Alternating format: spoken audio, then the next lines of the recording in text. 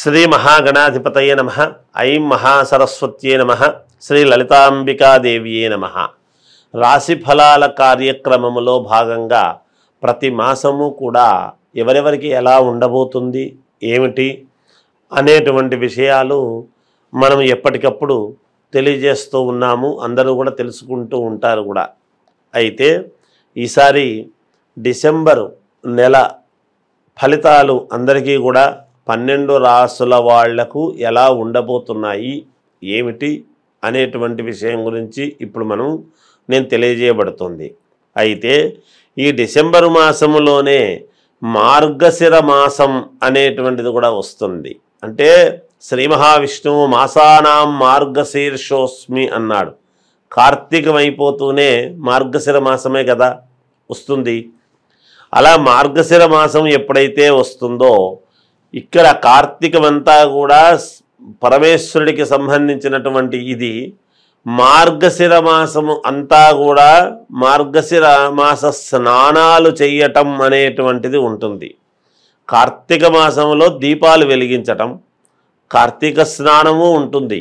కానీ మార్గశిర మాసంలో మాసానాం మార్గశీర్షోస్మి అన్నాడు అంటే శిరస్సు వంటిది అని దాని అర్థం. శ్రీ మహావిష్ణువు యొక్క శిరస్సు అంటే తలకాయ ఏమిటి అంటే మార్గశిర మాసం అని. అందువలన ఇంకా విష్ణు ఆలయాల వైపు ఈ భక్త మండలి యొక్క బృందం అంతా కూడా మన హిందూ ఇదంతా కూడా ఆ దేవాలయాల వైపు చూస్తూ ఉంటాం. స్నానాలు చేయటం, వెంటనే తెల్లవారుజామునే విష్ణు పరంపరమైనటువంటి ఆలయాలకు వెళ్ళటము, దర్శనం చేసుకుని అందరూ కూడా సుఖ సంతోషాలతో ఉండాలి అనేటువంటిది తెలియజేస్తూ ఇక రాశి ఫలాల కార్యక్రమములోకి మనము ఉపక్రమిద్దాం. మిథున రాశి వారికి ఈ డిసెంబరు మాసం అంతా కూడా ఎలా ఉంది అంటే అనుకూలవంతమైనటువంటి ఇదిగానే ఉన్నది. గ్రహస్థితులు అనుకూలముగా ఉన్నాయి. మీరు అనుకున్నటువంటి పనులు చేసుకోవటానికి మేలుగానే ఉన్నదిగాక. చేపట్టినటువంటి పనులలో కార్యసిద్ధి ఏది అనుకుంటే అది సిద్ధించటం అనేటువంటిదే కదా కావాల్సింది.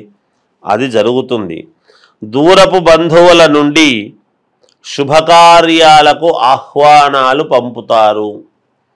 మీకు వాళ్ళేం పిలుస్తారులే మన వాళ్ళు అని అనుకున్నటువంటి వాళ్ళు మిమ్మల్ని పిలవటం అనేటువంటిది ఒకటి అరుదైన సన్నివేశం. అలాగే చిన్ననాటి మిత్రులతో విందు వినోద కార్యక్రమాలలో పాల్గొనడం లాంటివి జరుగుతాయి. నూతన వ్యాపారాలు ప్రారంభం చేయటానికి మీ మనస్సులో ఉండేటువంటి కోరిక నెరవేరబోతుంది అని సంతోషంతో ఉండడం అనేటువంటి జరుగుతుంది. వ్యాపారానికి కావాల్సినటువంటి పెట్టుబడులు తప్పకుండా సకాలంలో మీకు ఏదో ఒక రూపకముగా మీకు అందడం జరుగుతుంది. నిరుద్యోగ ప్రయత్నాలు, నిరుద్యోగులు ఉద్యోగాలు కావాలి అని తీవ్ర ప్రయత్నం చేస్తుండేటువంటి వాళ్లకు తప్పకుండా అవి సఫలీకృతులవుతారు. ప్రయత్నం చేయండి, కాకపోతే గట్టిగా చేయండి. ఏదో ప్రతి నెల చేస్తున్నాము కదా, ప్రతిసారి అనుకుంటున్నాము అనేటువంటి మాట కాకుండా కొంచెం గట్టిగా ప్రయత్నం చేయండి, అనుకూలిస్తాయి. విద్యార్థులకు తగిన కష్టానికి తగినటువంటి ఫలితము తప్పకుండా మీకు ఉంటుంది గాక. నూతన గృహ నిర్మాణ ప్రయత్నాలు చేస్తారు. కట్టుకోవడం కావచ్చు, కొనడము కావచ్చు, ఏదో ఒక రకమైనటువంటిది, లేదా కొన్నదే ఇల్లు కొనడము, ఆ ఫ్లాట్స్ కొనడము, ఇలాంటివి ఏవైనా జరుగుతాయి గాక. లోన్లు మీకు త్వరితగతిన శాంక్షన్ అయి మేలు జరుగుతుంది. ఆర్థికంగా మరింత అనుకూలతలు పెంపొందేటువంటి వాతావరణము కనబడుతూ ఉన్నది. అంటే మీకు ఆర్థికంగా డబ్బు ఇంకా ఎక్కువ రావటానికి అనుకూలంగా ఉన్నదని దాని అర్థము.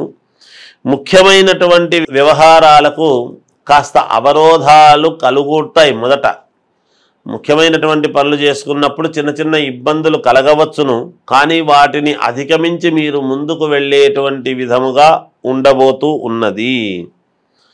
అంతేకాకుండా ఏదైనా కొన్ని పనులను మీరు కొంచెం నిదానముగా చేయటం వలన మీకు మేలు జరుగుతుంది. తొట్రుపాటుతనం అనేది పనికిరాదు.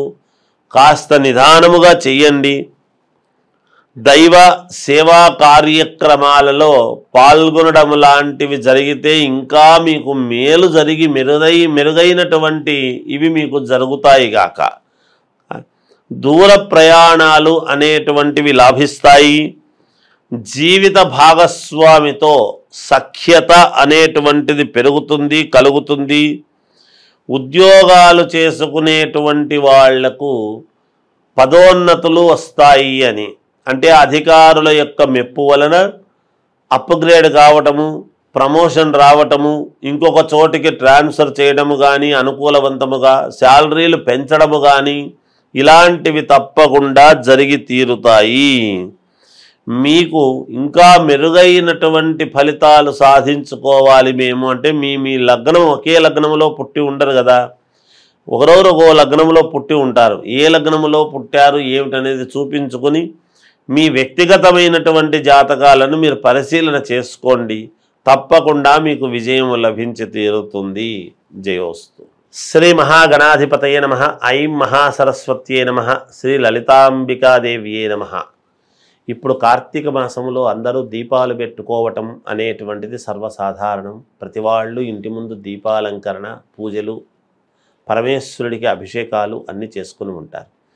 ఇంకా మనకు పనులు కావాలి, మనకు ఏవో ఆటంకాలు జరుగుతున్నాయి, అనేక రకాల మన పనులలో ఎటువంటి వ్యాపారాలు చేసుకునేటువంటి వాళ్ళకైనా, ఉద్యోగాలు చేసుకునేటువంటి వాళ్ళకైనా, ఆడపిల్లలకు వివాహము కావాలి అనుకునేటువంటి వాళ్ళు కానీ, మగపిల్లలకు వివాహము కావాలనుకునేటువంటి వాళ్ళకైనా, ఇలా ఒకరొకరికి నేను విదేశాలకు వెళ్ళి చదువుకోవాలి, మేలు జరగాలి, లేదా అనారోగ్యముతో బాధపడుతూ ఉండేటువంటి వాళ్ళకైనా, ఇప్పటి నుంచో దీర్ఘకాలికముగా అనారోగ్యంతో ఉంటున్నాము, డాక్టర్ దగ్గరికి వెళుతున్నాము కానీ ఏమీ లేదంటున్నారు, ఇలా అనేక రకాల కోరికలు, అనేక రకాల ఆలోచనలు ఉంటాయి. ఉద్యోగాలు కావాలనుకునేటువంటి వాళ్ళు, లేదా ఉద్యోగములో పై ఇది రావాలి అంటే ప్రమోషన్ రావాలి అనుకునేటువంటి వాళ్ళు, భార్యాభర్తల యొక్క సత్సంబంధము,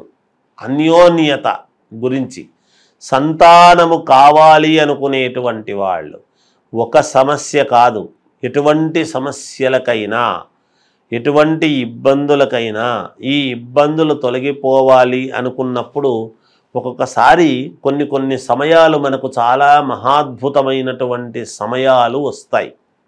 భగవంతుడు అన్నీ కూడా ఒక్కొక్కసారి మనకు అనుకూలిస్తాడు. ఆ అనుకూలించినప్పుడు గనక దాన్ని మనము పట్టుకోగలిగినాము అంటే మనకు విజయము లభించినట్టే అనేటువంటిది అక్కడ సారాంశము.